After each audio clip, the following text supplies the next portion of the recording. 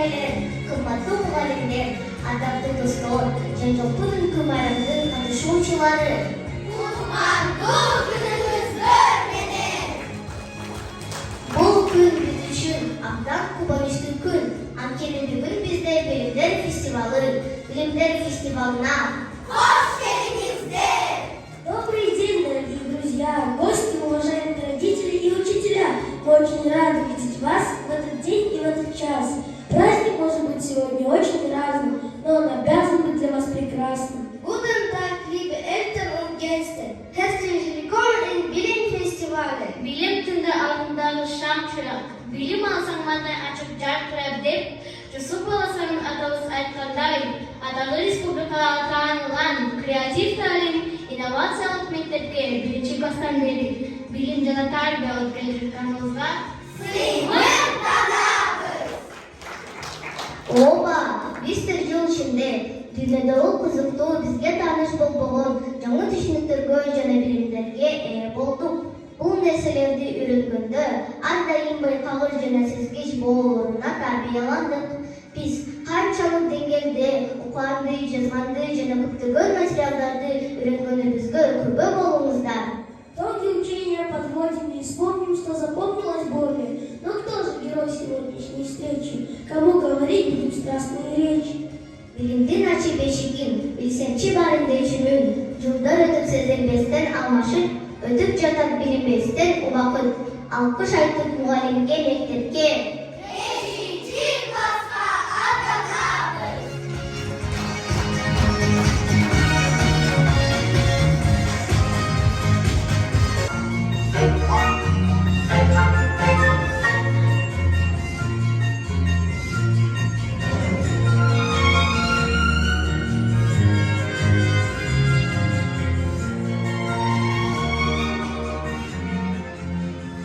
Dostlar, bugün Bilimler Festivali'ne gelen konuklar jana ata-enelerimizge meket tamu sabahından algan malumatlar tuuralı aytып berse qanday deysizler?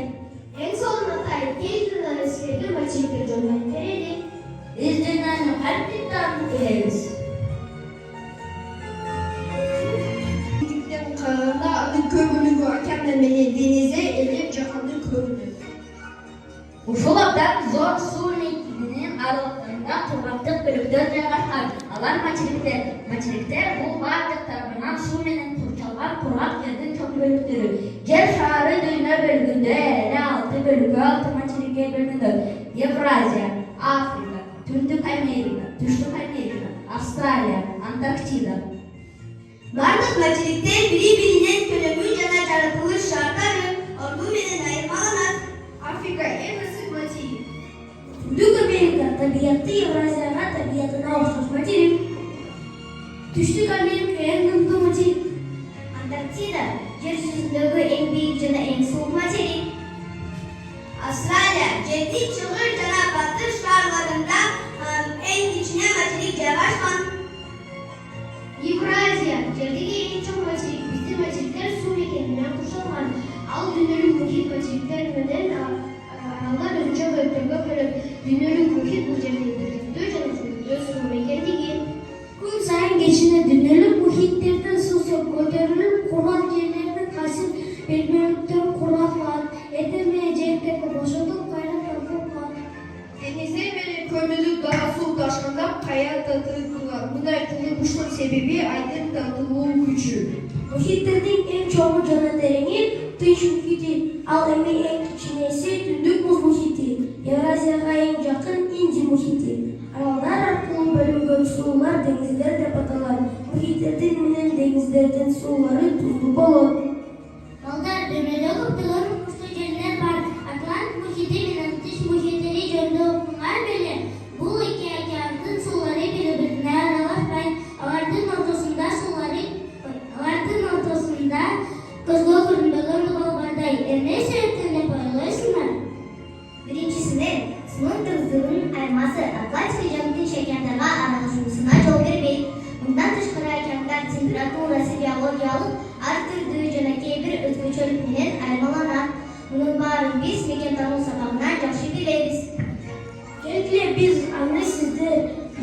тәжірибе жүзінде көрсетіп берелік.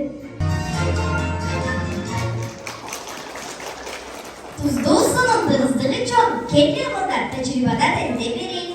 Tecrübe menizide öğretip köpçülgüsü, öyle canlarımız ölçüp, kırgazlarımız kengeyip, acı kırtığımız çoğunluk. Bizden tecrübeye gerekli karacaklar. 2 kolba su, tuz, yumurta. Birinci kolbağa tuz salıp araştırıp, ikinci kolbağa işlese salmayız. Emi 2 kolbağa tek yumurtalarını salamız. Özümüzde bırakılan değerli tuzlu suдағы жұмыртқа қалқып қалды. Ал эми тузсуз судағы жұмыртқа çöküp кетти. Мен дагы бир тажрыйба көрсөтүп берип жатат. Ал үчүн эле идишке суу куюп, бир мандаринди кабыгы менен экинчисин кабыгы жок салабыз. Энени байкадыңыздар, ооба кабыгы жок мандарин чөгүп кетти. Кабыгы бар мандариндин кабыгынын тешиктеринде аба болгондуктан мандарин жеңил болуп чөкпөйт. Ал эми кабыгы жок мандаринде аба жок болгондуктан мандарин оор болуп чөгүп кетет. Evrasiyada en tuzlu Kaspий denizi, aslında öyle en tuzsuz Baykal Gölü yavaşkan. Baykal Gölü turizm hesabı için manisi zor. Dünyalık Murat dizmesine girgizilgen. Evrasya dünyanın Avrupa'da da Asya bölüklerinden turat. Bizim ülke Evrasya maçıginde yavaşkan. Negizden Irak, Akkarbu, Doğu arasında orun algan. Dünyadaki en çok memleketler bolğan Rusya, Janup Xitay da ушул жарым шаарlardan орун алган. Ал эми Ысык-көл Кыргызстандагы эң чоң, тоолуу, туздуу көл. Кыргыздар бул көлдү Кыргызстандын бермети деп аташат. Ысык-көлдүн суусунда байыркы урамдылар бар экендигине көпчүлүккө кеңири маалым. Дүйнөдөгү 25 ири эң терең көлдөрдүн тизмесинде биздин көл 7-орунда турат. Балдар, Ысык көлдің ортасында эмне бар деп ойлойсуңар? Ысык көлдүн ортосунда балыктар бар. Ысык көлдүн ортосунда байыркы урандылар бар. Дагы ойлоңгулачы. 1, 2, 3. Таппасыңар эмесе укула. Ысык көлдүн ортосунда дефис бар деп кыргыз тил сабагынан өтпөдүк беле? Демек Ысык көлдүн ортосунда дефис бар.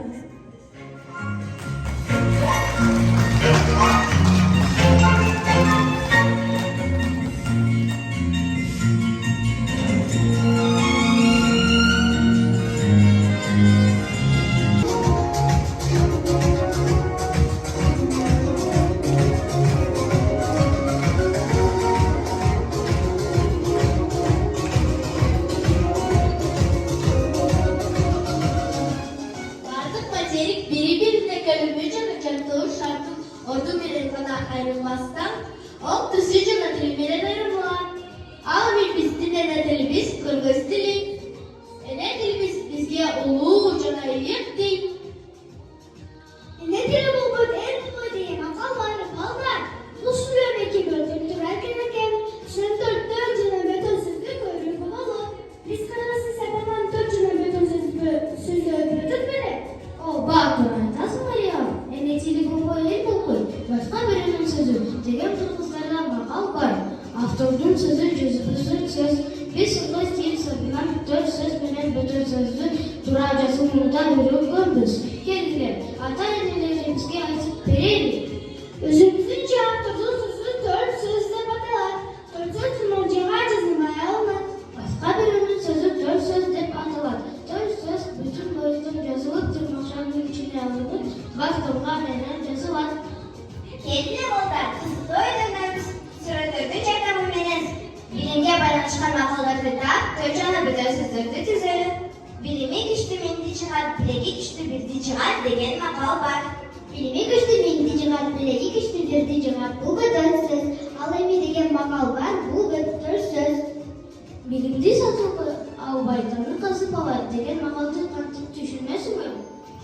Билимди сатып албайт, аны казып алат. Бул бөтөн сөз. Ал эми деген макалды кандай түшүнөсүңөр? Бул 4 сөз.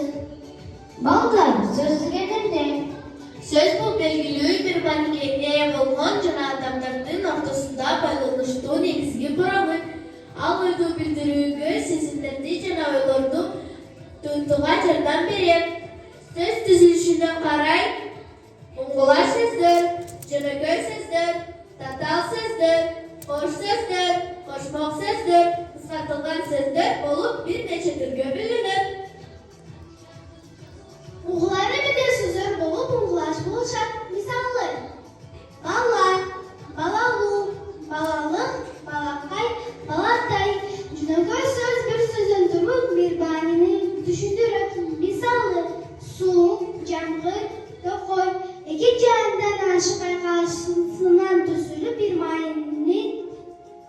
Bildirse al tatao söz деп аталат. Татау сөз қос қосмақ қысқартылған сөздер келеді. Мысалы, тақ бақа, тақбақа, тиын шишқан. Бұл екі сөздер тұрып бір мағынаны түсіндіреді. Жер суының атын білдірген татау сөздер қосмақ сөздер келеді. Қосмақ сөздер дефис менен жазылады. Мысалы, ысық көл, жоң сары ой, ауа тол. Жырғағандың бар елі тұрмыш емес, жыл еткендің бар елі жұлдыз емес. Білеміз деп düşün қаққан менен, білмегендің өз тілі қырғыз емес. Тілім бара ұлытмын, тілім менен ұлытмын. Әне тілім болмосо, ата қалбай ұлыттым.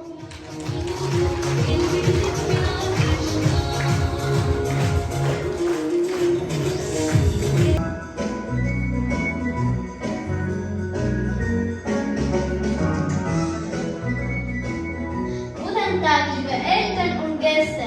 Herzlich willkommen. Heute reden wir über Mülltrennung in Deutschland. In Deutschland macht der Mensch viel Müll. Ungefähr 400 Kilogramm im Jahr. Und in Kirgisistan 279 Kilogramm genau. Damit die Umwelt sauber bleibt, wird der Kern getrennt. Das heißt, wir werfen Plastik, Papier, Glas und Essensreste in verschiedene Tonnen. So kann ein großer Teil des Mülls wiederverwendet werden. Deutschland ist ein guter Mülltrenner. Mehr als die Hälfte wird recycelt, aber wie funktioniert das genau? Welche Farbe Mülltonnen?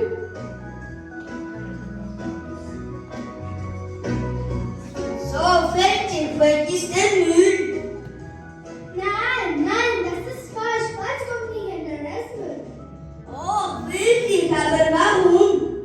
Wenn wir den Müll nicht richtig trennen, verschmutzen wir die Umwelt. In Deutschland gibt es 5 Mülltonnen. Wir zeigen euch, in welche Tonne kommt. Gelbe Tonne.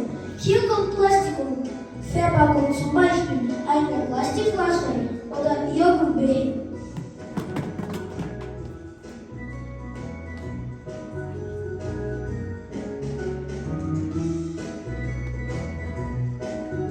Papier. Hier kommt Papier hinein, zum Beispiel eine Alufolie oder ein Heft.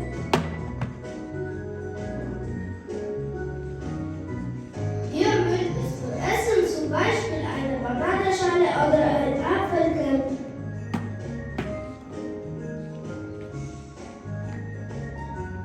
Glas. Hier kommt alles rein, was recycelt werden kann. Zum Beispiel ein Glas oder Joghurt.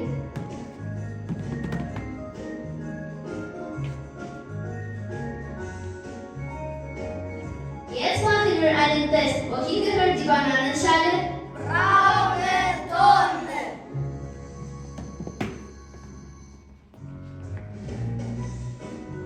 Wohin gehört der Joghurtbecher? Gelbe Tonne. Wohin gehört die Zeitung? Blaue Tonne.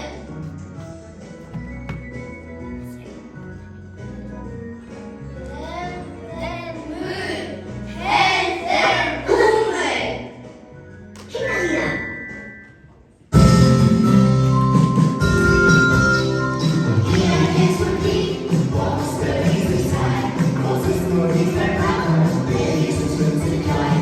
Oh Mann, das ist schon wieder Plastik als Kind.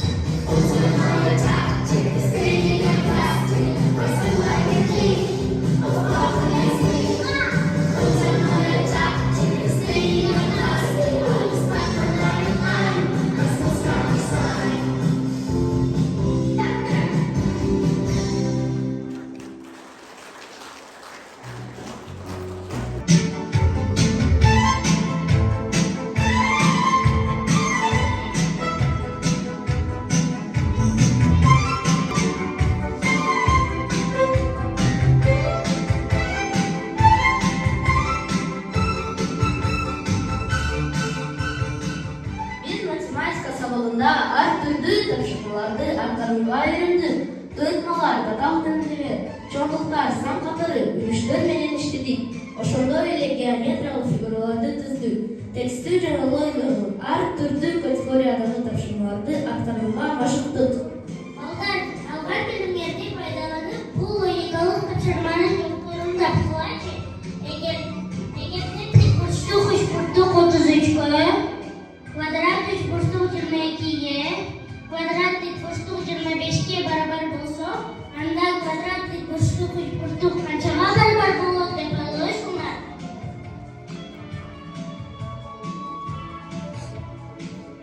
Балдар, жакшылап байкап көргүлөчү. Бардык геометриялык фигуралар экиден экен. Анда аларды суммалап,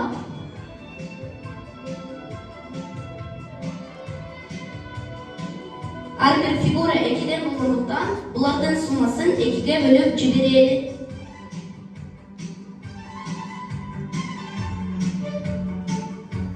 Демек балдар, квадрат тик бурчтук 3/3 3/4-га барабар.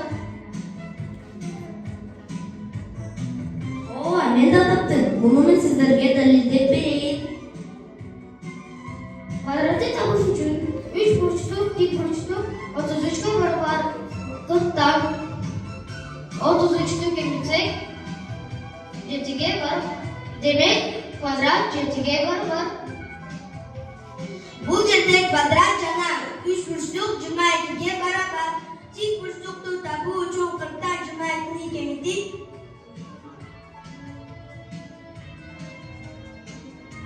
18-де алдым. Демек тик бурчтук 18-ге барабар. Бул жерде квадрат жана тик бурчтук 25-ге барабар. 3 бурчтукту табуу үчүн 40-тан 25-ти кемитип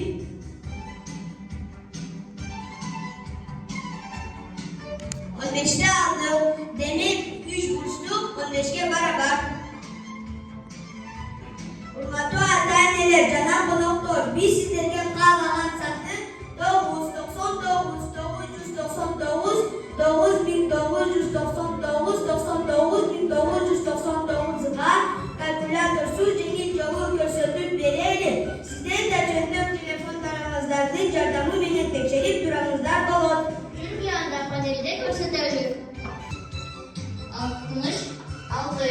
Emin 99'dan 66'nı kemitsek 33'e beraber 33'te 66'nın canına koyu yetişti. Payda bulunsan 6633. Достор, мен анда 999-да тешіп көрейінші. 583 көбейтілген 999 барабар. 583-тен берді кемтік жиынтығына жазам. Ошол ойласамды 999-дан кеметем. 7, 1, 4. Келіп шықты 417. Аны жиынтығына жазам. Демек, 583 көбейтілген 999 барабар 582-ні 417. Men bolsa 9999'du tekşirip göreyim. Men kalagan 4 orundu sandı aldım. Alsam 5654 köbeytülgen 9999 5654'ten bildik emdik köbeytülgenine yazan. Kelip çıktı 5653. Oşol ele sandı 9999'dan keliden.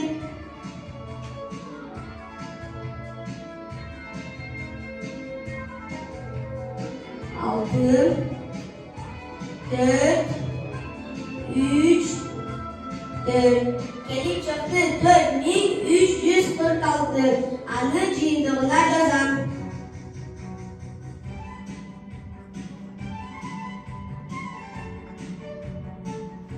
Demek 5654 köbeytülgen 9.999 barabar 56.533.346'a barabar.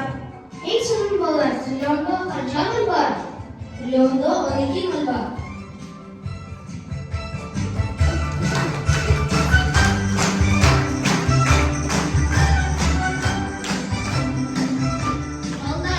Балдар, мен сілерге математикалық конкурсы жардамы менен 1089 сынкырдуу сандарга деген көрсөткөн кредиттер мен калгандай бир нече үч орунду сандарды алдым. Мисалы 457, 812 же 693. Мен 693 санды алдым. 693 санын кемүү тартибинде жазып калабыз. Ал сан 963. Эми бул сандар ушул сандын тескери жазылышын кемитет. Мен 594'ді алдым. Эми бул санга ушул сандын кайра тескеришini кошом. Натыйжада 1089 саны келип чыкты. Мен 457 санын текшерип көрөчү. 457 санын кемүү тартибинде жазып алдым. Ал сан 754. Эми бул сандан ушул эле санды өсүү тартибинде жазып кемитет. Туура 397 санын алдым. Бул сан ушул эле санды тескерисин жазып кошом. Жыйынтыктар 1089 саны келип чыкты. Демек кандай сан албайлы бул операцияларды туура жүргүзүү менен 1089 сан цифрдуу өзү келип чыгат.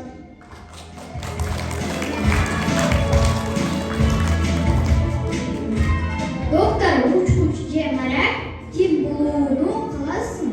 Ким болсоң да билип кой, эсиңе түйүп кой. Жакшы окуун ал үчүн Математика сабагы.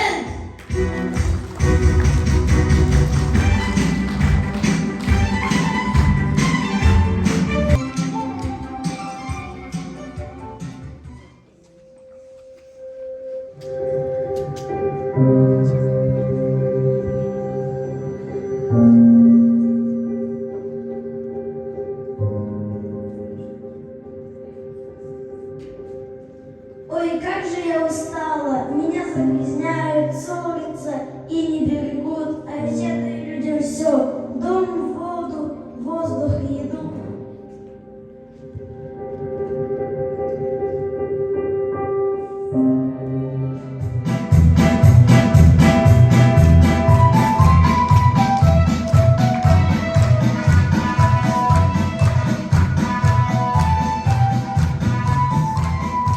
не грусти, земля, я суязвительная, без меня никуда. Я скажу, земля — это наш дом. А я прилагательная, я делаю слово ярче. Посмотрите, какая она зеленая, чистая, голубая. А я глагол, нам нужно любить, беречь, помогать земле. А делать это нужно честно, бережно, вовремя. Спасибо, ребята, а давайте расскажем о материках. Мы на уроках русского языка читали разные рассказы о материках и учили стихи. Давайте, на свете так много островов, так много, что не счесть. А у больших материков мы насчитали 6. Африка, Америка, Северная и Южная, Австралия, Евразия, Антарктида, Южная. Ребята, давайте расскажем о материках отдельно. С какого материка начнем? Начнем с Америки. Вот она, Америка. 2 материка, северная и южная. Все легко пока. Штаты Мексика, Канада, в северной живут. Ураганы и торнадо пролетают тут. Южная вот Колумбия, Чили, здесь Бразилия, Аргентина, Парагвай, Перу и Боливия. Я расскажу про Африку, а в Африке нет снега и курки, а в Африке не носят сапоги, а в Африке пустыня есть вся без Сахары, редкие колючки здесь, ведь воды там мало, а к экватору пойдешь, лес тропический найдешь, львы, слоны, жирафы там, носороги, гиппопотам, змеи и обезьяны, прячься в лианах, а зубастый крокодил с самой длинной речки Нил. Вот огромный великан, материк Евразии. И куда ни глянь, повсюду разнообразие. Озеро Байкал, чистое, глубокое. Горы Гималаи, самые высокие. Чем южнее, тем жарче. Просто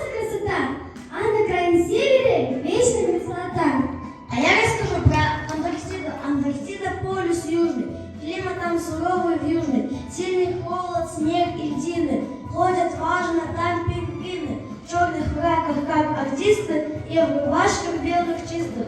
Чередой шагают чинно королевские пингвины. Всем, кого они встречают, головой слегка качают. Очень уж собой гордятся, ведь во фраках все годятся. Я хочу рассказать вам про Австралию. Скажите, а бывали ли вы в загадочной Австралии, где светит солнце белое, где рано поутру зарядку нужно делать, веселые, смелые, смешные, загорелые, большие кенгуру, они ушами двигают, на задних лапах прыгают, держат равновесие при помощи хвоста, а маленькие детеныши, пушистые кенгуруши, их в большущих сумках носят на круглых животах. Молодцы, ребята, а вы знаете значение слова «материк»? Я знаю, слово «материк» обозначает обширное пространство Земли, омываемое морями и океанами. Молодцы, а какие синонимы есть на слово «материк»? Синоним слова материк. Континент, суша, поверхность. Молодцы, ребята, я еще хочу задать вам вопросы. Материки омывают моря. Какая программа в слове «моря»? Я хочу сказать, в слове «моря» есть безударное гласное «о», а чтобы проверить безударную гласную в корне, слово нужно заменить так, чтобы безударная гласная стала ударной. Например, моря – море, гнездо – гнезда, стена – стены, снега – снег, земля – земли. Все материки согреваются солнце. Солнце – основной источник энергии. Какая подробная программа в слове «солнце»? В слове «солнце» непроизносимое согласное «л», проверочное слово «солнечный» и «солнышко». А какая программа на непроизносимую согласную?